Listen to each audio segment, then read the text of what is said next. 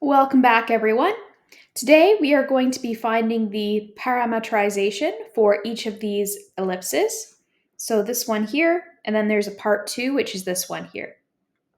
Okay, so how can we do this? The first thing we need to state is what the major and minor axes are. So starting with the one associated with x, x squared is over 9, and so what we need to do in order to find the axis associated is we need to take the square root of 9, and that's going to give us 3. So therefore 3 is one of the axes. And then we have for y that it's going to be the square root of 16, which is 4.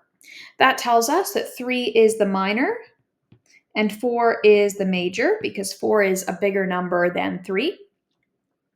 Now we need to use these equations. The base equations are x equals r cos theta and y equals r sine theta.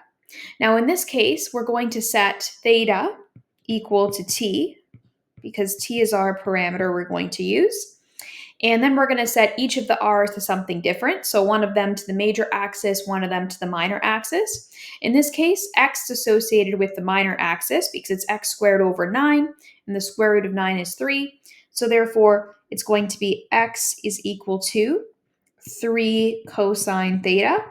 And then for y, we have y is equal to 4 sine theta. Or, sorry, I forgot to sub in t instead of theta.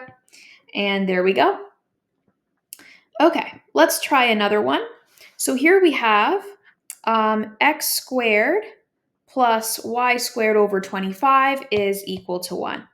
So in this case, we can say, well, x squared is the same as x squared over 1.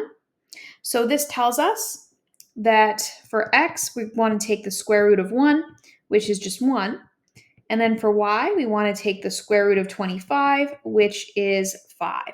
So what does that tell us? Well, as we know, x is equal to r cos theta, y is equal to r sine theta, and we're going to again set theta equal to t. And then we're going to set each r to either the major or minor axis, depending on the case. In this case, we're just going to get x is equal to 1 cos t, which is just cos t, and y is equal to 5 sine t, like that, because in this case here, we have that 5 is our major axis, and it is associated with the y term, not the x term. As always, if you have any questions, please leave those in the comment section, and we'll see you for the next one.